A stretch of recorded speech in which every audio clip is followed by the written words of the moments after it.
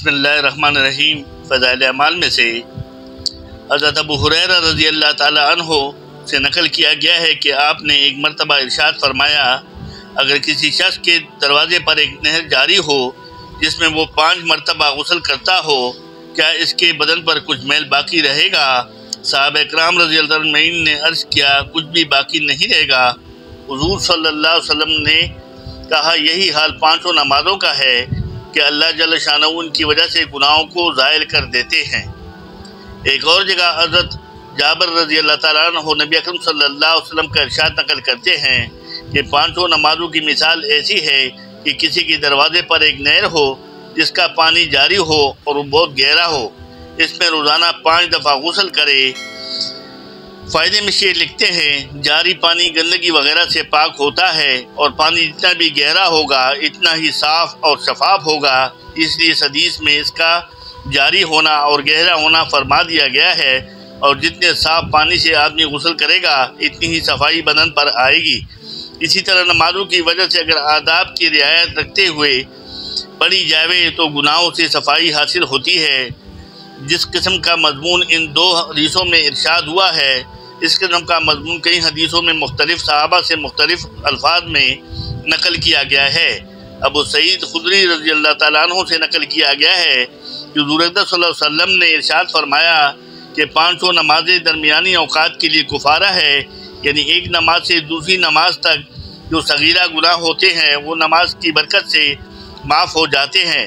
اس کے بعد حضور صلی اللہ علیہ وسلم نے ارشاد فرمایا، مثلا ایک شخص کا کوئی کارخانہ ہے جس میں وہ کچھ کاروبار کرتا ہے، جس کی وجہ سے اس کے بدن پر کچھ گرد و غبار میل کچیل لگ جاتا ہے، اور اس کارخانے اور مکان کے درمیان 5 نہریں پڑتی ہیں۔ جب وہ کارخانے سے گھر جاتا ہے تو ہر نہر پر غسل کرتا ہے۔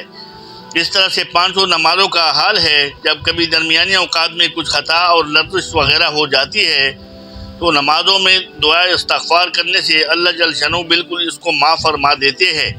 نبی اکرم صلی اللہ علیہ وسلم کا مقصود اسی قسم کی مثالوں سے اس امر کو سمجھا دینا ہے کہ اللہ جل شانہ نمازوں کو گناہوں کی معافی میں بہت اہم قوی تاثیر عطا فرمائی ہے، اور چونکہ مثال سے بات ذرا اچھی طرح سمجھ آ جاتی ہے، اس لیے مختلف مثالوں سے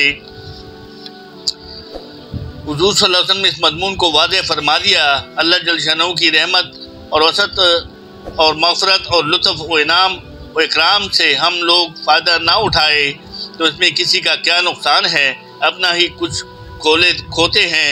ہم لوگ گناہ کرتے ہیں، نافرمانیاں کرتے ہیں، حکم عدولیاں کرتے ہیں، تعمیل ارشاد میں کوتاہیاں کرتے ہیں۔ اس کا مقتضا یہ تھا کہ قادر عدل و بادشاہ کی یہاں ضرور سزا ہوتی ہے اور اپنے ایک کو بھگتتے تھے، مگر اللہ کے کرم کے قربان کی جس نے اپنی نافرمانیاں اور حکم عدولیاں کرنے کی تلافی کا طریقہ بھی بتلا دیا۔ اگر ہم اس سے نفع حاصل نہ کریں تو ہماری حماقت ہے۔ حق تعالی شانہ کی رحمت اور لطف تو عطا کے بہانے ڈھونڈتی ہے۔ ایک حدیث میں ارشاد ہے کہ جو شخص سوتے ہوئے یہ ارادہ کرے کہ تہجد پڑھوں گا، پھر آنکھ نہ کھلے تو اس کا ثواب اس کو ملے گا اور سونا مفت میں رہا۔ کیا ٹھکانہ ہے اللہ کی دین اور عطا کا، اور جو کریم اس طرح عطا کرتا ہو اس سے نہ لینا کتنی محرومی اور کتنا زبردست نقصان ہے۔ میرے دوستوں بزرگوں، کتنی زبردست برکت آئی ہے نماز کے بارے میں، کیا خوبصورت حدیث ہے۔